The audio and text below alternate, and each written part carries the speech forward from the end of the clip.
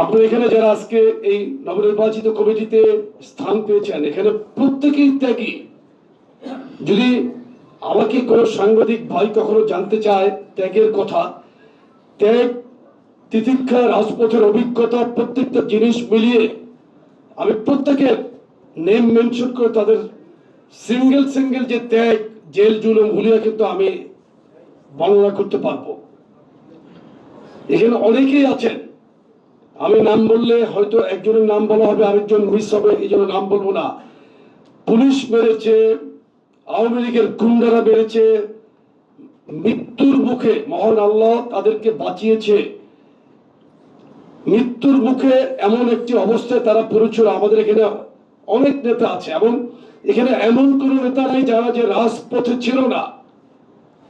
আপনাদের সাংবাদিকদের জ্ঞাতার্থে আমি একটা জিনিস জানাতে চাই, যেহেতু ত্যাগকে আমরা মূল্যায়ন করেছি, গত কমিটির যে কমিটির সুলতান সালাউদ্দিন টুকু সভাপতি ছিলেন, যিনি এখন বাংলাদেশের মন্ত্রী, এবং আমি সাধারণ সম্পাদক ছিলাম, সেই কমিটির প্রায় 114 এবং 15 জন এখানে এই 151 এর মধ্যে এই আমরা স্থান দিতে পেরেছি।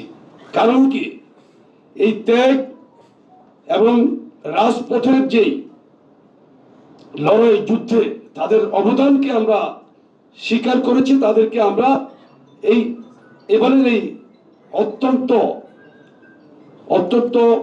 একটি গুরুত্বপূর্ণ কমিটি, যুবদলের ইতিহাসের 151 সদস্য বিশিষ্ট এই কমিটিতে আমরা স্থান দিতে পেরেছি। আরো অনেকেই ত্যাগী নেতৃবৃন্দ বাদ পড়েছে। আসলে আমাদের তো কিছু করার ছিল না, আমাদের তো কাউকে না কাউকে রেখে কাউকে বাদ দিতে হবে। এখানে আমরা কোয়ালিটি, ডেডিকেশন, লয়ালিটি সমস্ত কিছুই কিন্তু আমরা বিবেচনা করেছি, করে পাশাপাশি রেখেই কিন্তু আমরা যাচাই করে, অনেক কষ্ট হলেও কিন্তু আমরা দলের নির্দেশনা মেনে, দল আমাদের কাছে প্রথম গুরুত্বপূর্ণ ব্যাপার। হাইকমান্ডের যে কোনো সিদ্ধান্ত আমাদেরকে মেনে চলতেই হবে। এটাই সংগঠন, সাংগঠনিক রীতি এবং নীতি মেনেই কিন্তু আমাদেরকে চলতে হবে।